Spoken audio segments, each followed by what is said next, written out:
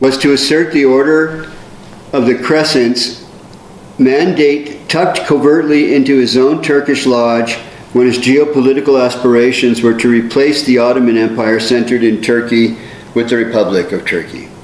The Order of the Crescent is in French known as the Ordre du Crescent, in Italian as the Ordine della Luna Crescente, and in Ottoman Turkish, Sultan Selim III called it Hilal Nesani.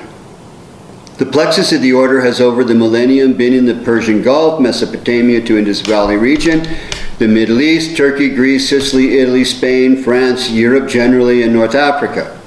Britain and High Altai are also plexus centers through history of the order, with ancient Altai being the effluvium of the more shamanic inclined priesthoods of the Magi and Brahmins. Today, these priesthoods have been left in the dark, with the shape-shifting vanguard of the Order of the Crescent being well illuminated in a more universal envelopment. Louis David Rial, Sulpicians and the Geopolitics of the Order of the Crescent. Remember the true etymology of the word crescent. It is from the present participle of the Latin verb crescere, meaning to grow or to thrive, thus meaning waxing or increasing, like the waxing moon, luna crescens. Crescent, in a general meaning, comes from the shorter Latin term ceres, meaning to bring forth and create. And so was and remains the mandate of the Order of the Crescent. This is particularly true of the Métis Canadian revolutionary leader Louis David Rial, indeed the greatest revolutionary leader in Canadian history. I am on record in the Edmonton Journal defending this view in the face of the attack on Louis David Rial made in these last few years by one of Canada's leading politicians, one member of Parliament, Peter Goldring. Without Louis David Rial, how else might Jesuits, Augustinians, and particularly Sulpicians grow the covert secret they held without overtly spreading it through tried and true Order of the Crescent? When the Order worked for a worthy cause that also aided and abetted its mandate and reason to exist, I see no reason to go all conspiracy theory against it, as it recently has been the case against Maurice Strong. Interesting to note that Rial and Strong both came from the hearth of Canada. A more recent example of the Order at work with its geopolitical machinations is that of Ottoman Sultan Selim III, who asserted and enforced in an overt way the Order of the Crescent in his capacity of Sultan of what had been for centuries the world's largest empire. He opened the way for Ataturk to replace that empire with a so-called republic, and with the unanimous support of a world of Freemasons, amongst which he counted himself a very active member.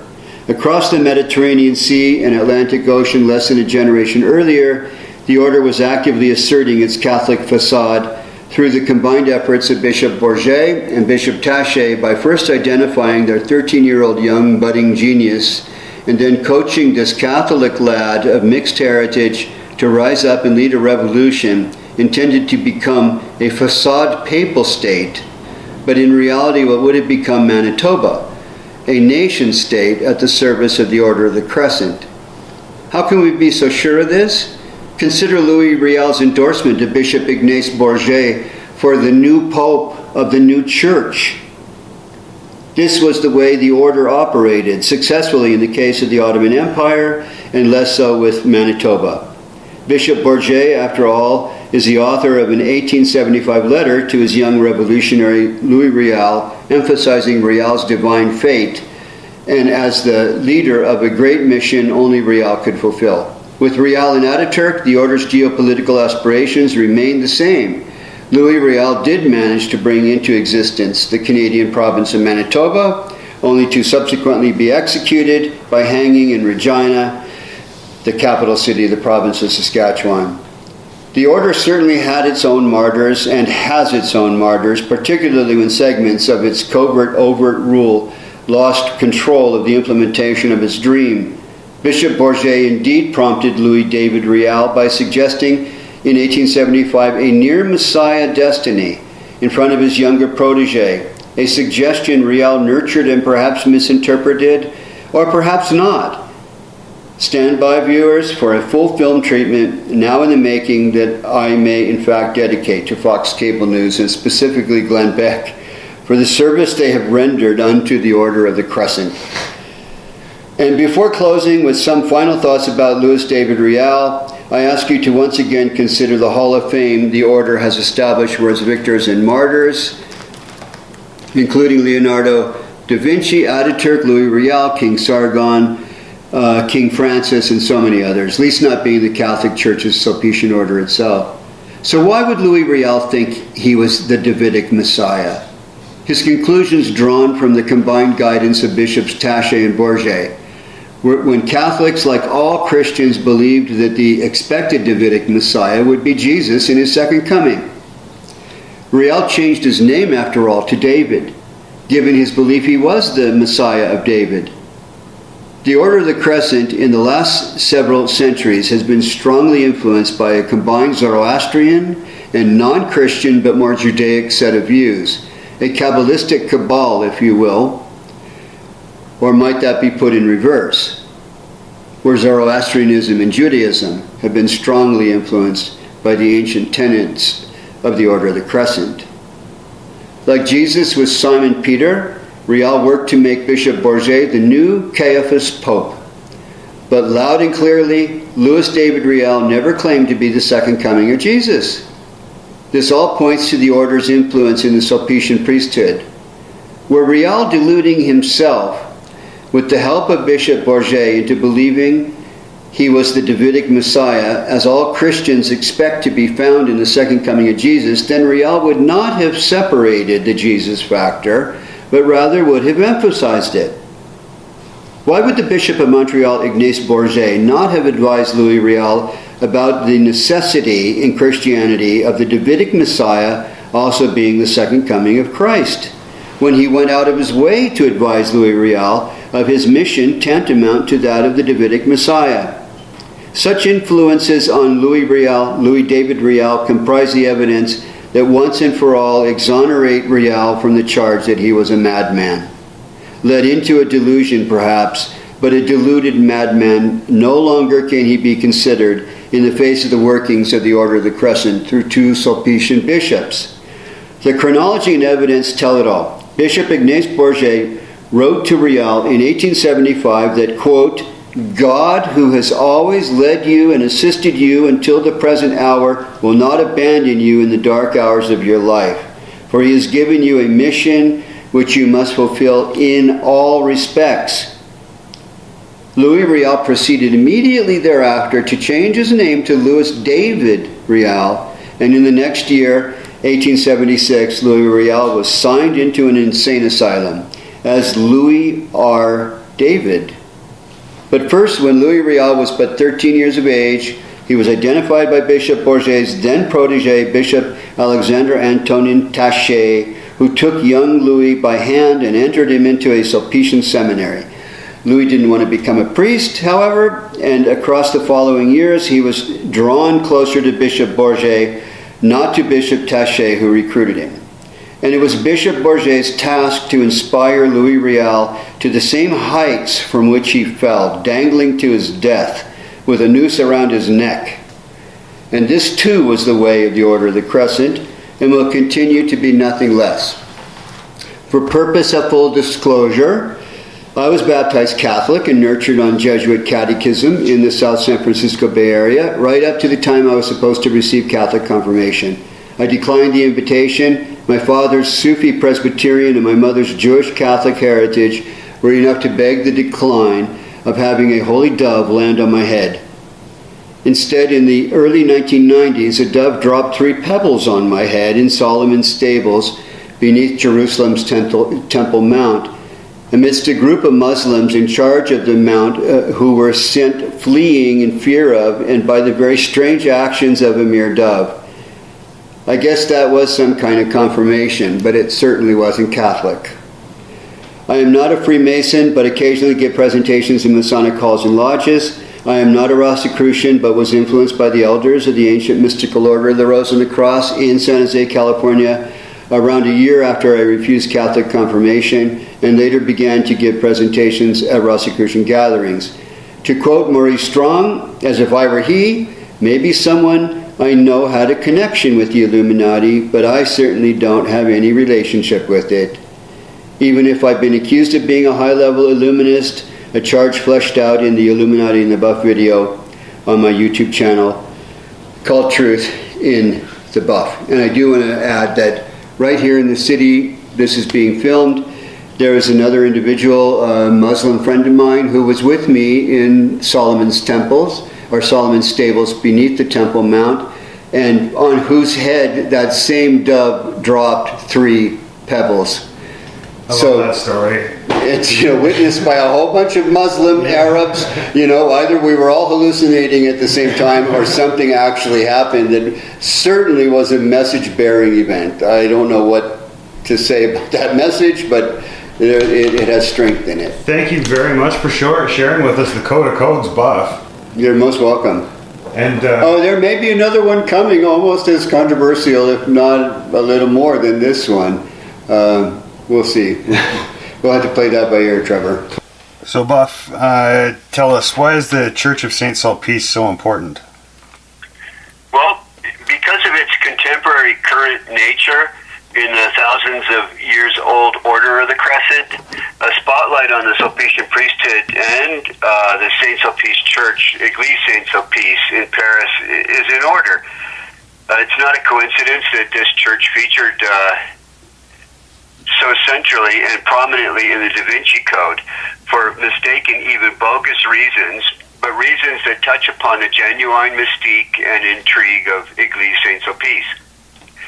In the first half of the 1700s, Jean-Frédéric Philippot, also known as the Count of Maurepas, and the first church warden, or in French, church warden is called a marguier of St. Sulpice Church, who happened to also be the Secretary of State and of the Marine in the court of King Louis XV, held his Order of the Crescent meetings in a semi-secret sacristy you can see me standing in with a kind Sulpician priest. We're purposefully standing in front of the famous octagonal geometric form that accompanies the crescent of the order that accompanies the crescent of the Order of the Crescent in said sacristy. It's on the floor just in front of each of our set of feet. And in said sacristy, you can see a hyperbolic arch inside of which there was once a tribute etched to the same Secretary of State and church warden, Jean-Frédéric Philippot, that was associated with the Order of the Crescent. On another wall is found a 4-quadrant square in 4 different gray and charcoal-like colors. The Sulpician priest told me when I was there last that these quadrants were there as a result of some remote sensing technology tests applied to detect what the investigators had discerned within the wall itself. The same technologists returned to finish their tests with results that are highly confidential, and I'll be able to get into a little bit of that in the feature film that'll follow this video at the end of this year or early next year. On the ceiling of the sacristy is the classic 5-point occult starburst, hovering over the room in which secret meetings were held that had everything to do with world domination, which is the accusation against the cabals that are discussed when dealing with things like the Priory of Zion and the so-called Jewish Masonic conspiracy and all the rest of it. There is a tendency toward world domination in this tradition of the Order of the Crescent and of the Sulpician priesthood and church. So as it happens, the same church warden was the kingpin of the Jacobite, not Jacobin, but Jacobite movement to reinstate the Stuart line to the throne of Britain.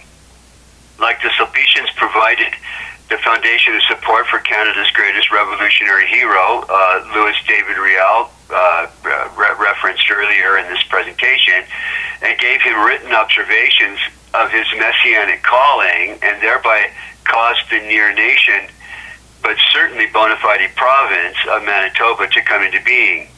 They also supported the geopolitical goals of the Jacobites, goals that would have altered history, not only in and of Britain, but across the globe, right into the formation of the American Revolution.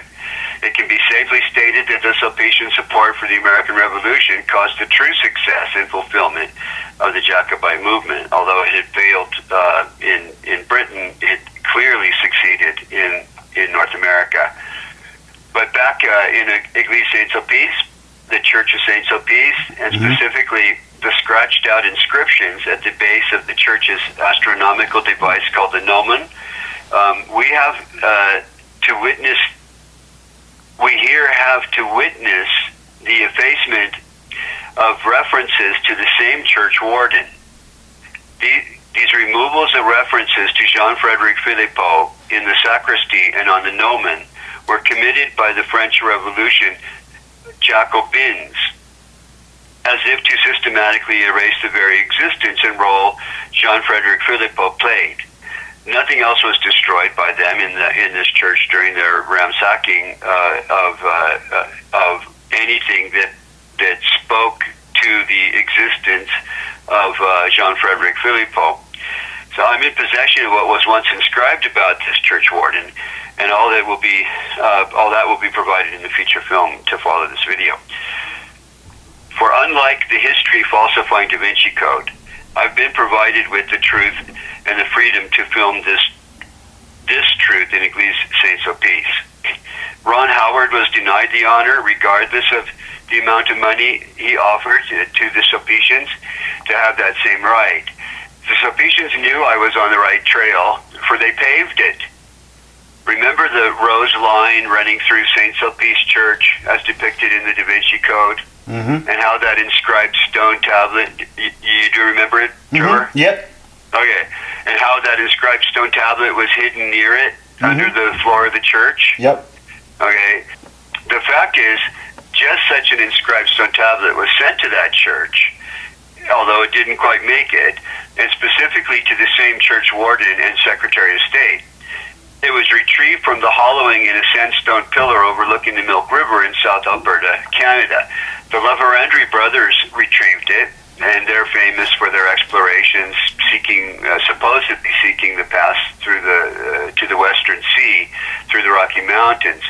But anyway, those brothers retrieved it, and later in 1743 delivered it to the Jesuits of Quebec to study the inscription carved into it. And the Jesuits sent it on to Paris in 1746 to Jean-Frédéric Philippot. And this is all on record in historical documentation that is so credible that, it can't be doubted. The sacred relic is thought by some to be the pillow stone of Jacob, and by others to be an equally important cornerstone, keystone, foundation stone.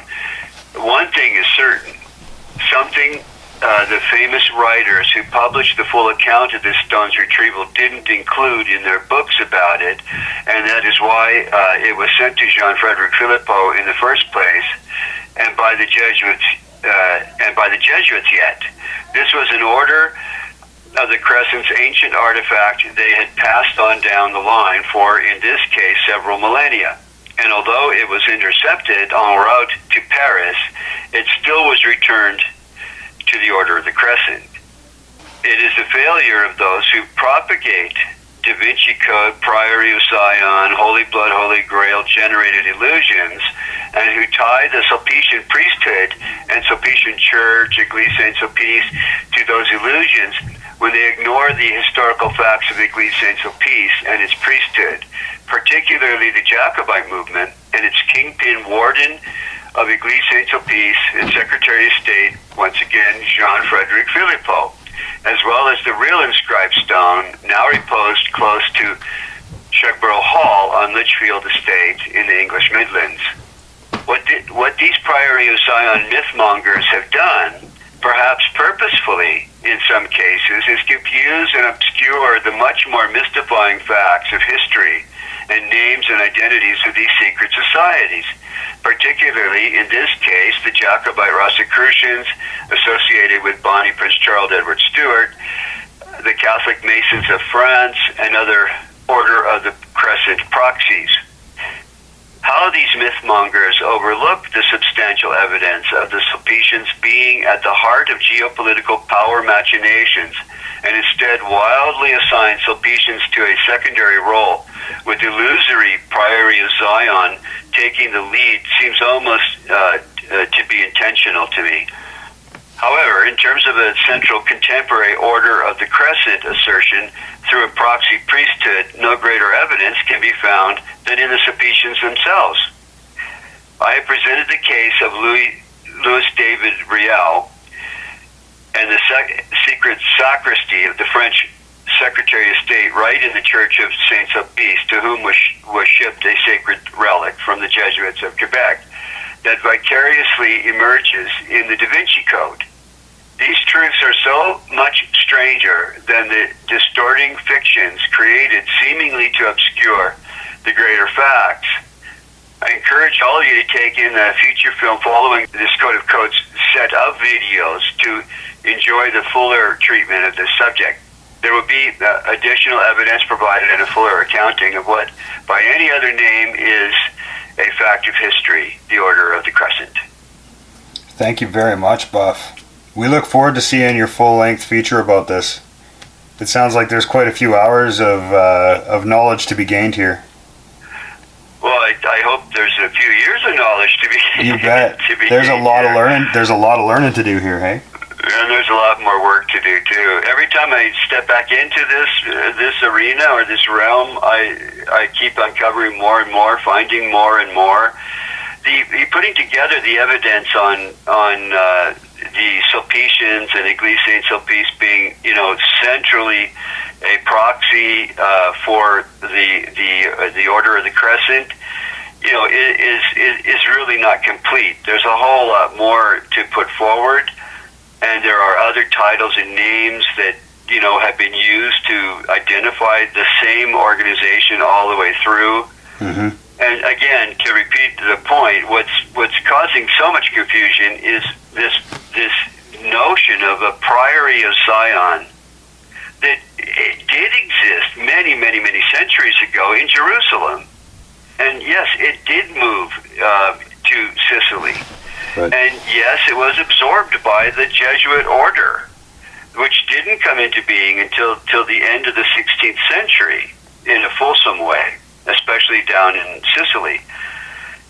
So, when all emphasis goes to really on a virtually non-existent organization today that's been absorbed by other entities, like the Jesuits absorbed the Priory of Zion, completely obscures the real accounting of what it is that has been happening through history, with an order that has been transmitting the same symbols, by which it identifies itself, and the same mandate. And when I'm saying that there's a geopolitical kind of machination going on to control the world and so on, I want to say that lightly, not in a fear mongering way. It in the same way the Illuminati existed to stop dogma, the Order of the Crescent has been active in doing some very good and righteous things, but in order to do them has had to maneuver and manipulate geopolitical processes. And that's why Bishop Bourget influenced Louis Riel the way he did in Canada. And we can use all the other examples that we've already been through in this presentation.